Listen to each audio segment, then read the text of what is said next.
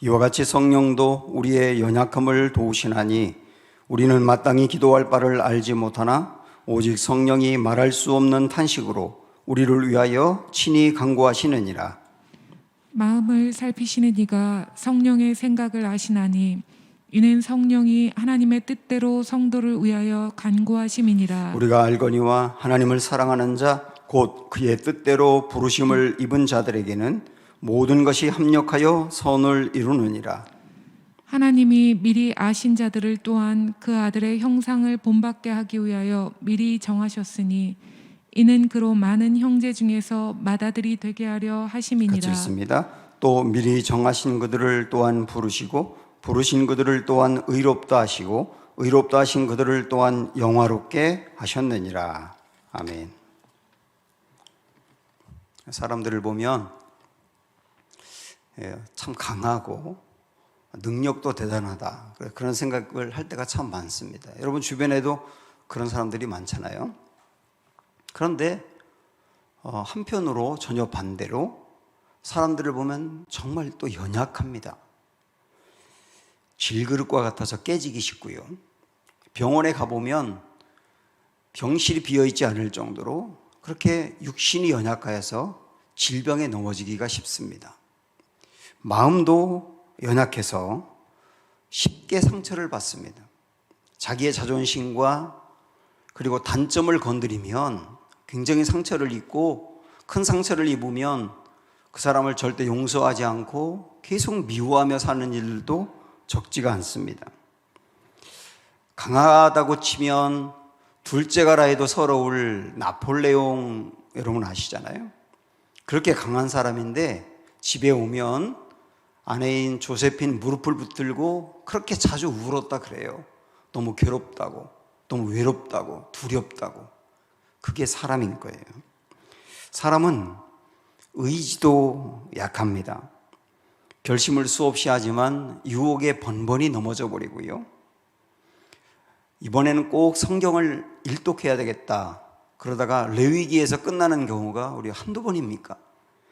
영어를 공부해야 되겠다 그러다가 책을 사놓고 10페이지를 넘기기가 어렵고, 다이어트 해야 되겠다 결심하지만 3일을 또 이어가기가 어렵고, 운동도 단단히 결심하지만 일주일 계속하기가 쉽지 않은 거예요.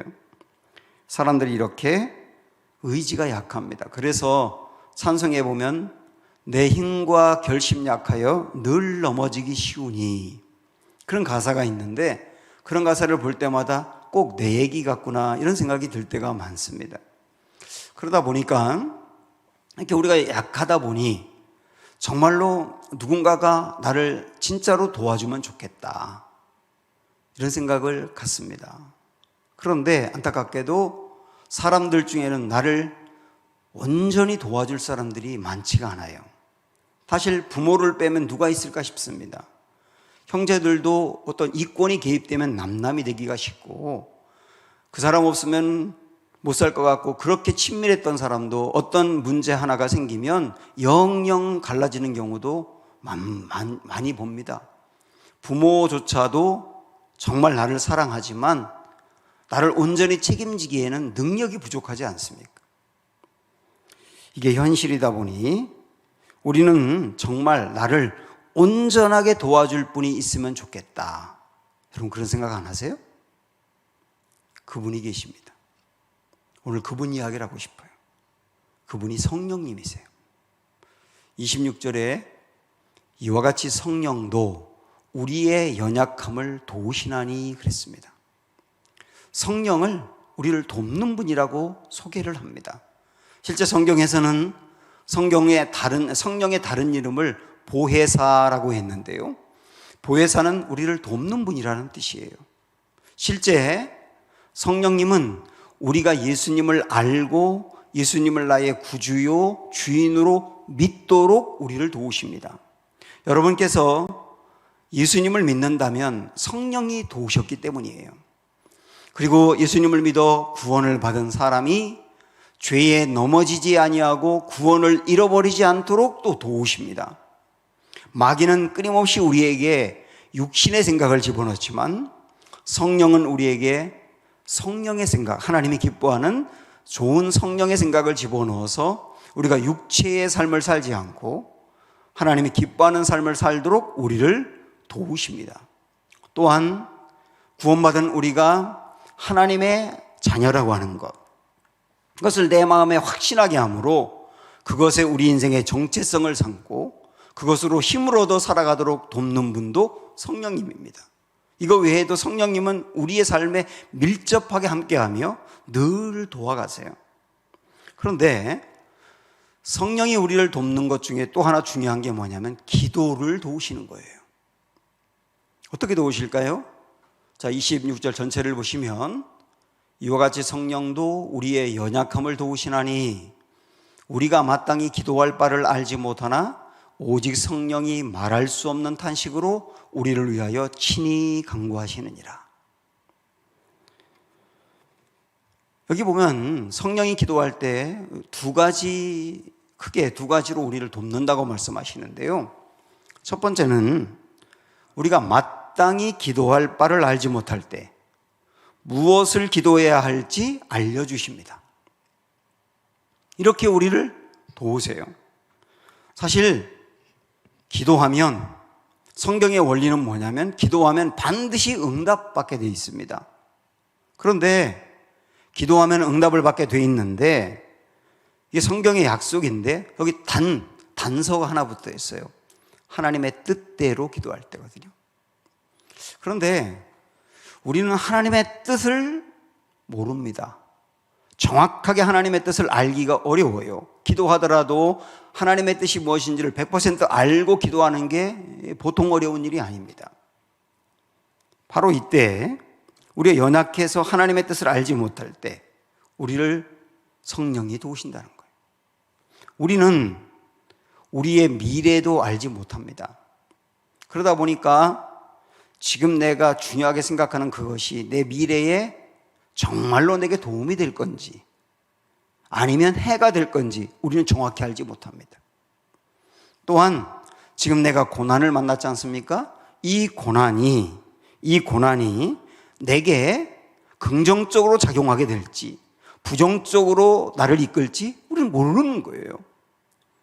이 우리가 다 연약하기 때문에 모르는 거예요. 그러나 성령님은 이 모든 것들을 도우시는데요. 성령님이 우리를 도울 수 있는 것은 뭐냐면 27절 보시면 마음을 살피시는 이가 성령의 생각을 아시나니 이는 성령이 하나님의 뜻대로 성도를 위하여 간구하심이니라 그랬는데요. 성령은 하나님의 영이기 때문에 하나님의 마음을 100% 압니다. 그래서 하나님의 뜻을, 하나님의 계획을, 하나님이 좋아하는 것을 하나님이 앞으로 어떻게 하실지를 가장 정확히 하시는 분이 성령이기 때문에 그 성령님은 기도할 때 우리에게 하나님의 뜻을 알려주시는 거예요. 그게 기도할 때 우리를 돕는 성령의 방법입니다. 그래서 우리는 이 말씀을 갖고 기도할 때 어떻게 적용할 수 있느냐면 여러분 마음에 기도하고 싶다는 마음이 생길 때가 있지 않습니까? 그때 기도하셔야 됩니다. 또한 자꾸 내가 생각지도 않은 어떤 사람이라든지 어떤 나라라든지 어떤 문제를 놓고 기도하고 싶은 마음이 생기면 그거 기도하셔야 됩니다. 어떤 경우는 내가 자꾸 하고 싶은 기도가 있는데 이 기도를 하면 자꾸 기도가 막혀요. 막힌다는 것은 기도하다가 쭉 이어가는 게 아니라 자꾸 딴 생각이 든다거나 계속 뭔가 이렇게 집중이 안 된다거나 그런 경우 여러분 기도하다 보면 경험이 많을 텐데요. 그럴 때 내 기도가 자꾸 막히는데 다른 기도를 해야 되겠다고 생각이 딱 들면 그 기도를 하셔야 됩니다. 그것을 에베소서에서 뭐라고 표현하고 있냐면 성령 안에서 기도한다. 이렇게 말씀하고 있어요. 그거를 오늘 말씀으로 연결하면 무엇을 기도해야 될지 아시는 하나님께서 기도 시간에 우리에게 하나님의 뜻을 알려주는 시간인 거예요. 성령은 우리를 그렇게 도우세요. 자, 또 하나 기도와 관련해서 우리를 돕는 게 뭐냐면 말할 수 없는 탄식으로 우리를 위해서 친히 간구하십니다. 26절 다시 한번 볼까요? 이와 같이 성령도 우리의 연약함을 도우시나니 우리는 마땅히 기도할 바를 알지 못하나 오직 성령이 말할 수 없는 탄식으로 우리를 위하여 친히 간구하시느니라. 우리가 연약해서 기도할 힘을 잃을 때가 있습니다. 사랑하는 나의 가족을 잃어버리고 내 마음이 너무 빈자리가 클 때 기도할 힘이 없어요. 내가 뭔가에 혼신의 힘을 다해서 준비했는데 결국 실패했을 때, 그리고 합격하지 못했을 때, 그때 우리의 몸뿐만 아니라 마음마저 쫙 가라앉으면서 기도할 힘을 잃습니다. 또한 내가 나름대로 건강을 잘 관리해 왔다고 생각을 했는데 병원에서 의사가 하는 말을 듣고 깜짝 놀라며 절망에 빠질 때, 그때도 기도할 힘을 잃습니다. 이럴 때야말로 기도를 해야 되는데 기도할 힘이 없어요. 기도를 못해요. 그럴 때 오늘 말씀 뭐라고 그랬냐면 정말 감사하게 친히 간구하시느니라. 성령님이 친히 간구하시느니라. 우리가 하지 못하는 기도를 성령님이 대신하여 간구해 주시느니라. 이런 말씀이지 않습니까? 그 참 놀라운 것은 이렇게 기도할 힘이 하나도 없다가 내가 정말 힘든 건 계속 힘든 건데 갑자기 내 마음에 기도의 자리에 나가고 싶다, 기도하고 싶다는 마음이 확 올라올 때가 있어요. 성령님이 나를 위해서 친히 간구하면 그 기도에 힘이 생기는 거거든요. 다니엘서 10장에 보면 다니엘이 민족의 문제를 놓고 괴로워합니다. 유다가 바벨론의 포로가 되어서 70년이 다 됐는데 도대체 독립될 가망은 거의 없고 계속 나라는 황폐해져 있고 그 문제를 놓고 너무나 힘들어해요. 그래서 기도해야 되겠다는 마음이 생겨서 기도의 자리에 가지만 성경에 보면 얼굴을 무릎 사이에 이렇게 내리고 꼭 고개를 숙이고 입을 열지 못했다 그랬어요. 왜냐하면 너무 민족의 문제로 말미암아 힘들어서 기도가 안 나오는 거예요. 자, 그때 이런 말씀이 있습니다. 다니엘서 10장 16절 보면 인자와 같은 이가 있어 내 입술을 만진지라 내가 곧 입을 열어 내 앞에 서 있는 자에게 말하여 이르되 내 주여 이 환상으로 말미암아 근심이 내게 더함으로 내가 힘이 없어졌나이다.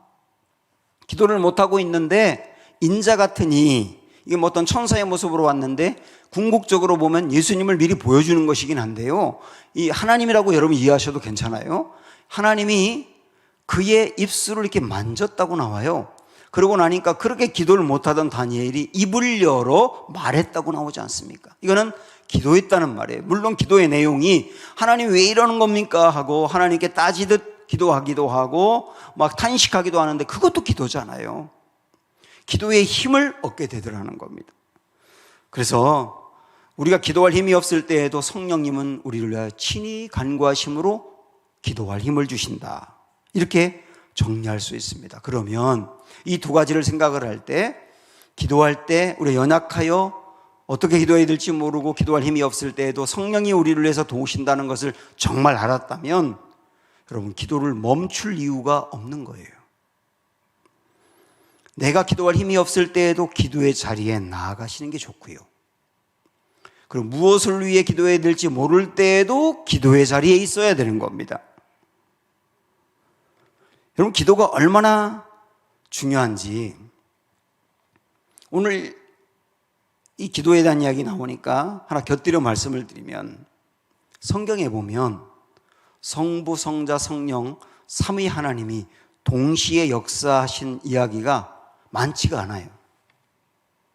어떤 게 있냐면 창조. 하나님이 우리의 형상대로 우리의 모양대로 사람을 만들자 할 때 우리는 삼위 하나님이거든요. 그러니까 창조할 때 삼위 하나님이 같이 하셨다는 거예요. 또한 예수님이 세례를 받으실 때 그때 성부 하나님은 하늘에서 내 사랑하는 아들이라 하고 음성을 들려주시고, 성자 예수님은 그 시간에 세례를 받고 성령님은 비둘기같이 임하셨어요. 예수님이 세례 받을 때 삼위 하나님이 역사하신 겁니다. 에베소서 1장에 보면 우리 한 명 한 명이 구원을 받을 때 성부 하나님은 우리를 선택하고 구원의 계획을 세우고, 성자 예수님은 그 계획대로 십자가에서 대속하심으로 우리가 구원받을 수 있는 길을 열어주고, 성령님은 그 모든 사실을 우리 마음에 믿게 하고 알게 하고, 그리고 성령으로 인쳤다고 나오잖아요. 넌 구원받은 게 확실해 하고. 그러니까 우리의 구원은 성부, 성자, 성령 세 분의 하나님이 역사에서 이루어진 일이에요. 지금 창조, 예수님의 세례, 그 다음에 구원, 얼마나 중요한 일들입니까? 그런데 오늘 말씀을 보면 이런 거예요. 우리가 기도할 때 성부 하나님은 우리의 기도를 들으시고 응답하시고, 성자 예수님은 우리가 기도할 때 하나님 곁에 서서 우리를 위하여 거들어 주시는 거예요. 이 기도 응답해 주시라고. 그리고 성령님은 우리가 기도할 때 오늘 말씀 들은 대로 도우십니다. 자, 이렇게 본다면 성경에서 삼위 하나님이 동시에 역사하신 것은 굉장히 중요한 일인데, 여러분이 기도하실 때도 삼위 하나님이 이렇게 역사하신다면 우리의 기도가 얼마나 중요한지를 깨닫게 되는 거예요. 그래서 우리는 이것을 알았기 때문에 더욱더 기도할 수 있는 겁니다. 여러분도 기도의 자리로 더욱더 나아가셔야 되는 거예요. 지금까지 성령이 우리를 도우시는데 기도할 때 도우신다라고 하는 말씀을 보았습니다. 그런데 오늘 말씀은요, 성령이 또 확대하면 하나님이 우리를 기도할 때만이 아니라 그 다음 우리 인생 전체 모든 여정에서 우리를 도우신다는 말씀으로 확산합니다. 기도에서 우리 인생 전체로. 이게 28절인데요. 이 유명한 말씀 여기 있어요. 다 같이 보세요. 시작. 우리가 알거니와 하나님을 사랑하는 자 곧 그의 뜻대로 부르심을 받은 자들에게는 모든 것이 합력하여 선을 이루느니라. 여기에 하나님을 사랑하는 자 곧 그의 뜻대로 부르심을 받은 자들에게는, 이 말은 아주 간단하게 저와 여러분 같은 예수님을 믿는 자들에게는 그 말이에요. 그 다음에 모든 것이 합력하여 선을 이루느니라 이렇게 말씀했는데요. 물론 이 말씀 여러분들은 오해하시면 안 됩니다. 이 말씀을 가지고 우리가 무슨 짓을 하든지 하나님은 다 잘 풀리게 하신다 이렇게 이해하시면 안 돼요. 자, 이 말씀을 모든 것이 합력하여 선을 이루느니라, 이 말씀을 이렇게 말씀드릴게요. 나의 모든 상황을 선용하셔서 최상의 결론을 내시는 분이다. 이렇게 이해하시면 됩니다. 나의 모든 상황을 선용하셔서 최상의 결론을 내시는 분이다. 그래서 오늘 말씀대로 결론은 최상이 되게 한다거든요. 물론 여기서 최상이라고 하는 것은 우리의 영혼에, 눈으로 보이는 육체만이 아니라 우리의 영혼에 궁극적으로 최상이 되게 하신다. 이게 얼마나 중요한 말씀이냐고요. 그래서 우리 하나님은 우리가 겪는 좋은 일 뿐만 아니라 나쁜 일, 성공했을 때뿐만 아니라 실패했을 때, 그리고 고난 가운데 있을 때뿐만 아니라 또한 죄에 빠져 있을 때, 모든 상황을 다 선용하시는 거예요. 그래서 우리 영혼의 결론이 최상이 되도록 이끌어 가신단 말이에요. 우리 인생에 좋은 일이 일어날 때가 있지 않습니까? 그때 우리들은 이걸 당연한 것으로 받아들이시면 안 됩니다. 하나님이 나의 인생에 간섭하셔서 도와주었기 때문이에요. 그래서 좋은 일이 생기면 하나님이 도와주었기 때문이라고 받아들이며 겸손하셔야 되고, 그러다 보면 감사하게 되어 있습니다. 그래서요, 이렇게 나아가면 하나님 이렇게 우리 인도해 가시거든요. 이렇게 나아가면 우리 인생에 일어나는 좋은 일도 우리에게 영혼에 도움이 되는 거예요. 그래서 인생에 일어난 좋은 일 때문에 믿음이 좋아지기도 하는 거예요. 근데 반대로 나쁜 일을 경험했을 때 얼마든지 우리가 겪을 수 있지 않습니까? 그때도 주님은 이 나쁜 일까지도 선용하셔서 우리 영혼에 최상의 결과를 주신다 그랬잖아요. 그래서 이것을 정말 아는 사람들은 나쁜 일 중에도 두려워하거나 근심에 눌려있지 않습니다. 하나님이 이 나쁜 일까지도 선용하신다면 이 나쁜 일까지도 하나님의 어떤 계획과 뜻을 이루는 기회로 삼으신다는 뜻이잖아요. 그래서 용기를 낼 수 있는 거예요. 우리 그리스도인들은 어떤 나쁜 일을 자꾸 겪고 할 때 그걸 운명으로 받아들이지 않습니다. 그리스도인들은 운명을 거부해요. 이건 내 운명이니 하고 어쩔 수 없이 받아들이지 않아요. 예를 들어서 우리 집안에 대대로 수명이 짧다. 이걸 운명으로 받아들이고 나도 어쩔 수 없이 이렇게 받아들이지 않습니다. 만약에 우리 집안에 대대로 계속 술에 빠져 살고 노름에 빠져 살아서 집안이 어려웠다. 그게 우리 집안의 운명이다. 이렇게 받아들이지 않아요. 어떤 상황에서든지 하나님은 나의 인생에 선한 결론을 내도록 나를 이끌어 가신다는 것을 믿습니다. 그러니까 운명에 빠져 사는 사람이 아니에요, 그리스도인들은. 이걸 여러분이 믿는다면 존 뉴턴이 했던 이 말을 중요하게 여기셔야 됩니다. 한번 볼까요? 그분이 허락하시는 것은 무엇이든 우리에게 필요한 것이고 그분이 만류하시는 것은 어떠한 것이든 불필요한 것이다. 내가 볼 때 그게 좋은 일 같아요. 그 일이 나에게 있으면 좋겠어. 좋은 일이니까. 그런데 그것을 하나님이 만류하실 때가 있어요. 그 만류하시면 내가 볼 때 그게 참 좋은 일 같지만 내 인생에 내 영혼에 불필요하기 때문이에요. 어떤 일을 보면 나쁜 일 같아요. 안 좋은 일 같아요. 그런데 그 일을 하나님이 허락할 때가 있어요. 그것은 겉보기에는 안 좋은 일 같지만 내 인생 전체로 길게 놓고 내 영혼을 놓고 보면 그것이 나에게 필요하기 때문인 거예요. 그래서 우리는 설령 나쁜 일을 만나도 이런 관점, 하나님이 우리 인생을 이렇게 선용한다라고 하는 것 받아들이면서 나아갈 때 나쁜 일로 인하여 절망하지 않고 그걸 통하여서도 오히려 하나님의 계획이 어떻게 이루어지는지 기대할 수가 있다고요. 저항이 사라지면 생명력이 사라진다. 그런 말이 있어요. 이전에 로마 시대 때 로마가 한창 잘 나갈 때 말이죠. 그때 로마를 완전히 무너뜨릴 만한 강력한 적이 있었어요. 그게 카르타고라고 하는 것입니다. 지금 아프리카 이집트 밑쪽에 자리 잡고 있었는데요. 거기 카르타고를 이끄는 장군이 한니발 장군이었죠. 한니발이 로마에 쳐들어와서 알프스를 건너가지고 로마에 와서 로마 지역을 막 초토화로 만들어버리고 거의 로마 자체를 점령할 뻔했었어요. 그때 로마를 구출한 사람이 스키피오라고 하는 장군이죠. 칸나에라고 하는 전투에서 이 스키피오가 한니발을 무찌르면서 로마를 건져냈습니다.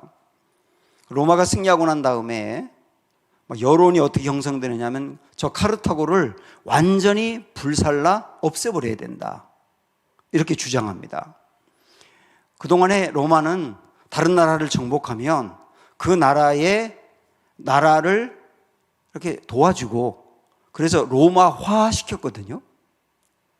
그게 로마의 기본적인 전략이었는데 그런데 이 카르타고는 남겨두면 안 된다.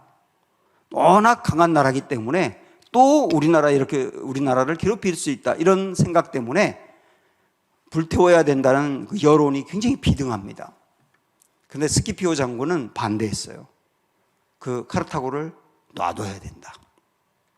왜 그랬냐면 로마가 강해지려면 카르타고라고 하는 적이 있어야 된다. 그렇게 주장을 했거든요. 그러나 스키피오 장군의 그 의견을 받아들여지지 않고 결국 카르타고가 완전히 불타버리고 없어져 버립니다. 그걸 보면서 병사들은 막 환호하며 기뻐했는데 스키피오는 그걸 보면서 울었어요. 그게 그 유명한 스키피오의 눈물이라고 하거든요. 결국 나중에 로마가 무너지게 되는데, 로마가 무너진 것을 두고 이런 말을 많이 합니다. 로마는 적 때문에 망한 것이 아니라 적이 없어서 망했다. 사실 카르타고라고 하는 존재는 로마에게 큰 부담이고 짐이었는데요, 카르타고라고 하는 적이 있었기 때문에 로마는 방만하지 않았고 긴장할 줄 알았고 대비할 수 있었고 그리고 깨어 있을 수 있었어요. 그러다 보니까 로마가 생명력이 있었던 거예요. 결국은 카르타고라고 하는 적이 없어져 버리니까 점점점 느슨해지더니만 로마가 균열이 된 거거든요.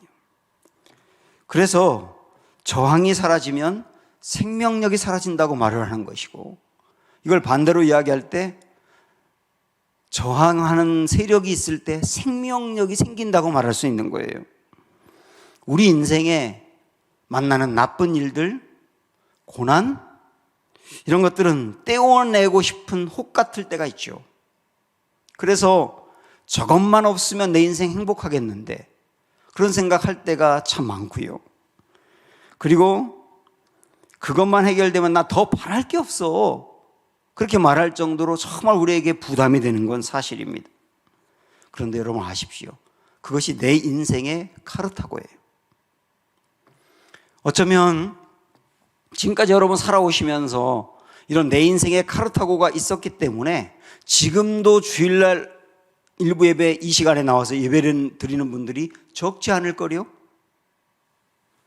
그러므로 성도는 고난을 만나도 절망하지 않습니다.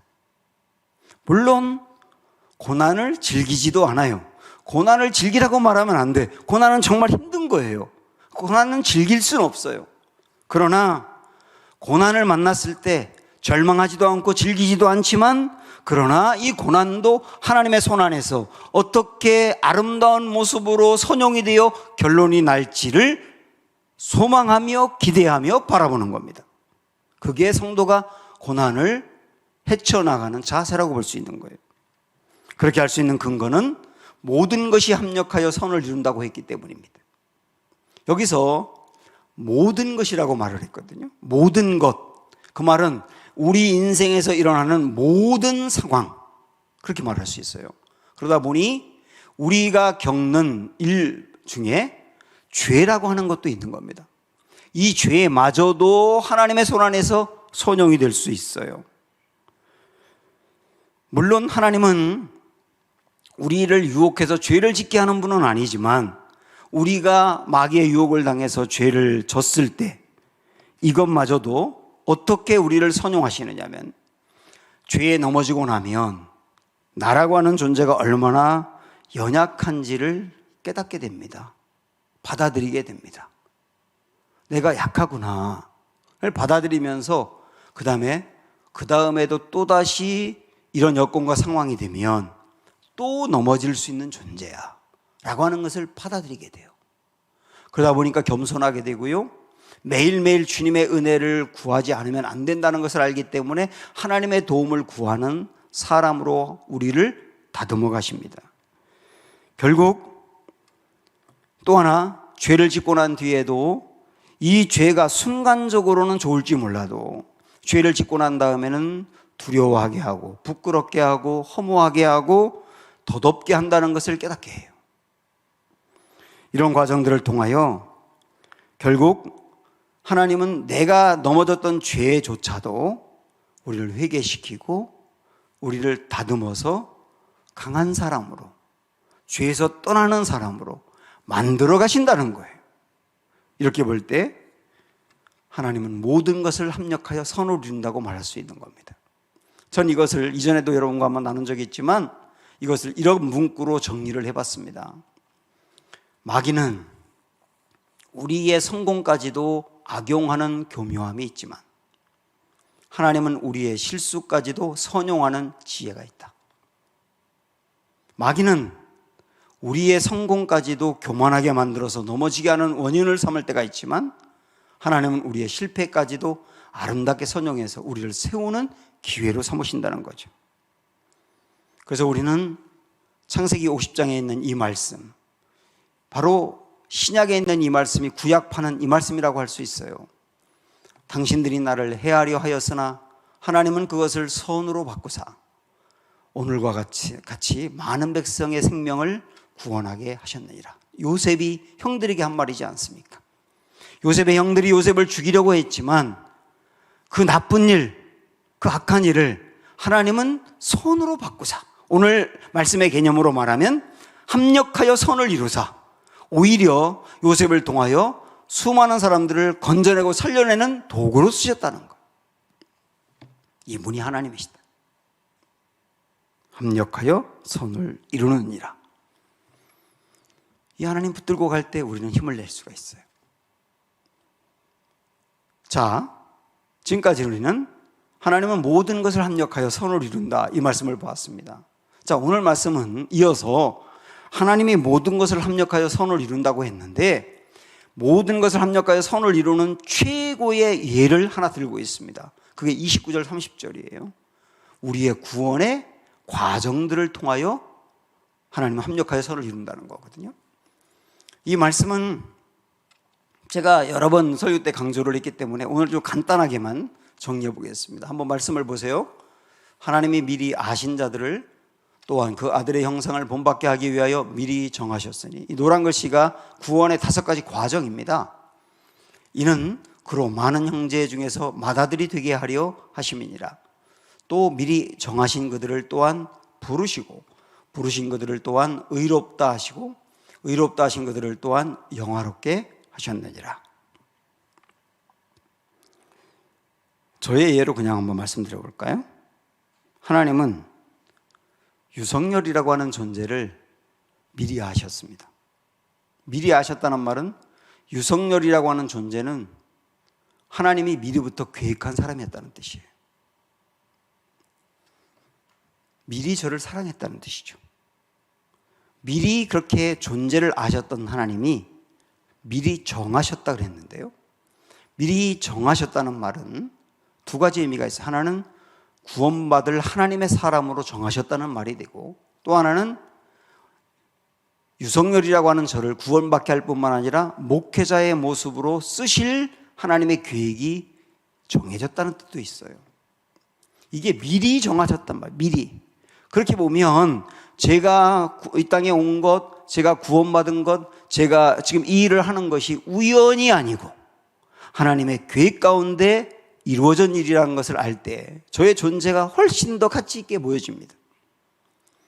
그렇게 하나님이 미리 정하신 그를 그 다음 단계로 부르셨어요. 부르셨다는 말은 예수님을 믿을 수 있는 길로 인도했다는 뜻이거든요. 교회로 인도했다고 이렇게 보셔도 됩니다. 그리고 부른 그를 어느 단계에서 의롭다 하시는데, 저는 고등학교 2학년 때 수련회에서 예수님을 영접할 수 있도록 주님이 저를 인도해 왔는데 그때가 제가 의로워지는 시간이었어요. 그 다음에 구원받은 사람으로 그렇게 살다가 나중에 죽어서 하나님 나라에 가면 예수 그리스도를 닮은 영화로운 사람으로 변화되는 겁니다. 영화로운 사람으로. 이거 말씀드렸죠? 이건 미래에 될 일이지만 너무도 명백한 사실이기 때문에 마치 과거에 이루어진 일처럼 과거형을 쓰고 있다는 거. 틀림없는 사실이라는 거예요. 이걸 보면서 여러분, 이 5가지 과정, 미리 아셨다, 미리 정하셨다, 부르셨다, 의롭다 하셨다, 영화롭게 하셨다, 이 5가지 과정은 한 사람 안에서 끊어지지 않고 이어지는 거예요. 하나님이 어떤 사람들을 미리 아시고 정하셨는데 그 중에 일부만 부르시고 일부만 의롭다 하시고 일부만 영화롭게 하시는가? 절대 그렇지 않습니다. 하나님이 미리 아시고 정하신 사람은 반드시 한 명도 탈락하지 아니하며 영화로워지는 단계까지 가게 됩니다. 이게 중요한 거예요. 왜냐하면 내가 하나님을 찾고 내가 결정하고 그래서 이루어지는 구원이 아니라 애초부터 모든 주도권을 하나님이 쥐고 나를 아는 것부터 정하고 부르시고 의롭다 하시고 영화롭게 하시는 거, 이거는 여기에 주체가 하나님이에요. 내가 아니고. 모든 게 그렇잖아요. 하나님이 아셨고 하나님이 정하셨고 하나님이 부르셨고 하나님이 의롭다 하셨고 하나님이 영화롭게 하시는 것이지 내가 하는 게 아니기 때문에 그래서 중간에 탈락하지 아니하면 끝까지 간다는 거예요. 어떤 사람은 부모님이 교회를 다녀가지고 모태에서부터 자연스럽게 이 자리에 오게 된 거예요. 어떤 사람은 청소년 때라든지 청년 때 친구 따라 왔다가 여기까지 오기도 해요. 어떤 사람은 큰 실패를 겪고 난 다음에, 어떤 사람은 질병 때문에, 그리고 여자친구가 결혼하려면 나하고 결혼하려면 교회를 다녀야 된다고 해가지고 억지로 다니다 보니 나중에는 그에게 믿음이 들어가서 여기까지 오기도 하고, 굉장히 과정은 다양한데 똑같은 거 하나는 뭔지 아십니까?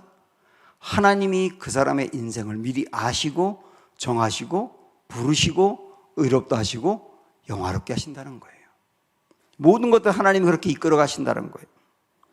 그래서 내가 하나님을 찾은 것이 아니라 하나님이 나를 부르셨기 때문에, 그래서 하나님이 나를 절대 놓지 않습니다. 내가 도망하려고 해도 하나님이 나를 놓지 않으세요. 이것을 깨달은 탐슨이라고 하는 사람이 쓴 시 중에 일부를 여러분 읽어보실까요? 나는 낮과 밤 여러 날 그를 피하여 달아났네. 여러 해 동안 나는 그를 피하여 도망하였네.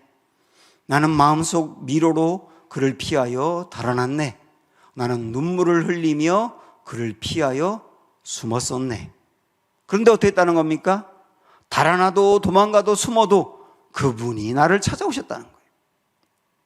그분의 음성이 자꾸 나에게 들리고, 그분이 나를 놓지 아니하고, 그분이 나를 이끌고 포기하지 않고, 그래서 여기까지 오게 되었다는 고백 아닙니까? 설령 우리가 교회를 열심히 다니다가 교회를 떠날 때도 있어요. 시간이 없어서 기독교 신앙의 회의를 느껴서 교회를 다니는 사람에 대해서 실망해서 교회를 떠날 수도 있지만, 하나님이 이미 아신 사람은 설령 그가 그렇게 떠난다 하더라도 하나님이 그를 찾아가서 다시 부르셔서 오게 하십니다. 왜 그런지 아십니까? 모든 주도권 하나님이 지고 있기 때문에.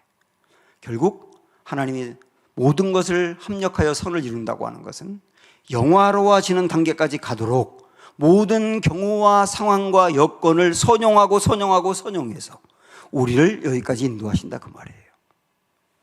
이것을 정말 아는 사람은 우리 영혼이 얼마나 안정되는지 모릅니다. 또 하나, 여기 이 말씀에서 놓치면 안 되는 거 하나가 뭐냐면, 여러분 29절을 다시 한번 보시면 하나님이 미리 아신 자들을 또한 그 아들의 형상을 본받게 하기 위하여 미리 정하셨다 그랬어요. 여기에 하나님이 우리를 미리 알고 미리 정하신 이유가 뭐냐? 단지 구원만이 아니라 그 아들의 형상을 본받게 하기 위하여. 그 아들이 누굽니까? 하나님의 아들 예수님이죠. 예수님을 닮아가도록이에요.